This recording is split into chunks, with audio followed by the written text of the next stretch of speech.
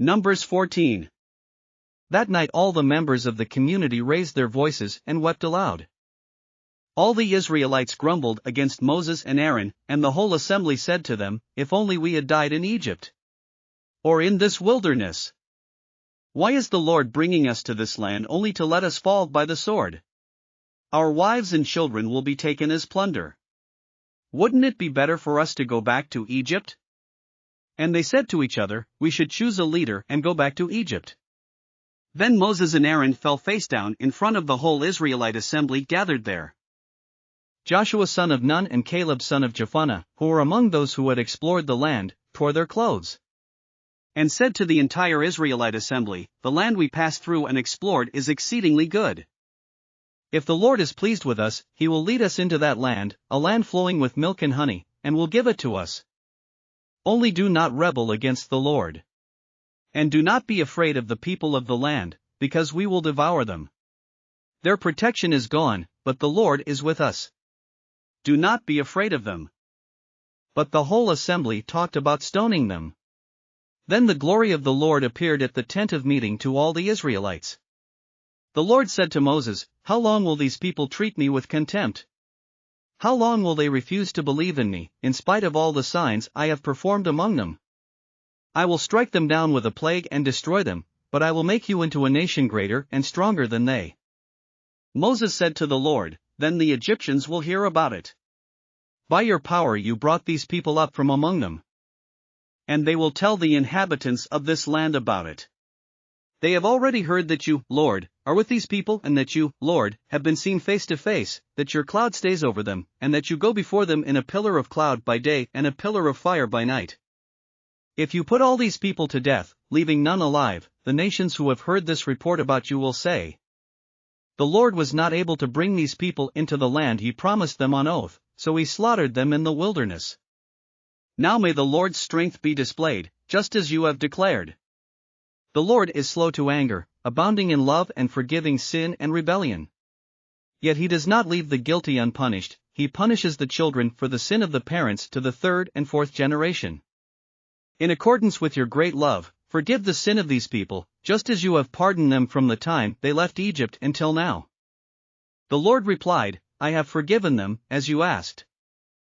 Nevertheless, as surely as I live and as surely as the glory of the Lord fills the whole earth, not one of those who saw my glory and the signs I performed in Egypt and in the wilderness but who disobeyed me and tested me 10 times. Not one of them will ever see the land I promised on oath to their ancestors. No one who has treated me with contempt will ever see it. But because my servant Caleb has a different spirit and follows me wholeheartedly, I will bring him into the land he went to, and his descendants will inherit it. Since the Amalekites and the Canaanites are living in the valleys, turn back tomorrow and set out toward the desert along the route to the Red Sea." The Lord said to Moses and Aaron, "How long will this wicked community grumble against me? I have heard the complaints of these grumbling Israelites. So tell them, as surely as I live, declares the Lord, I will do to you the very thing I heard you say. In this wilderness your bodies will fall, every one of you 20 years old or more who was counted in the census and who has grumbled against me.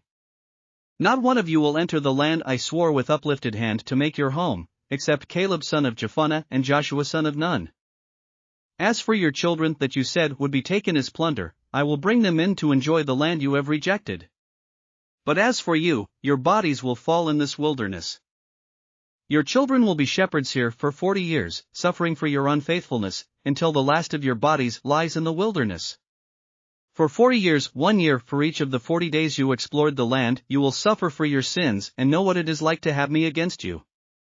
I, the Lord, have spoken, and I will surely do these things to this whole wicked community, which has banded together against me. They will meet their end in this wilderness, here they will die." So the men Moses had sent to explore the land, who returned and made the whole community grumble against him by spreading a bad report about it. These men who were responsible for spreading the bad report about the land were struck down and died of a plague before the Lord. Of the men who went to explore the land, only Joshua son of Nun and Caleb son of Jephunneh survived. When Moses reported this to all the Israelites, they mourned bitterly. Early the next morning they set out for the highest point in the hill country, saying, "Now we are ready to go up to the land the Lord promised. Surely we have sinned." But Moses said, "Why are you disobeying the Lord's command? This will not succeed. Do not go up, because the Lord is not with you. You will be defeated by your enemies. For the Amalekites and the Canaanites will face you there. Because you have turned away from the Lord, He will not be with you and you will fall by the sword." Nevertheless, in their presumption they went up toward the highest point in the hill country, though neither Moses nor the ark of the Lord's covenant moved from the camp. Then the Amalekites and the Canaanites who lived in that hill country came down and attacked them and beat them down all the way to Hormah. Thanks for listening to another chapter of the Bible. At My Faith Fuel, we believe a good coffee fuels your faith and energizes your day. Please visit myfaithfuel.com to explore our delicious coffee blends. Part of each purchase goes to training worshipers around the world. Thanks for listening.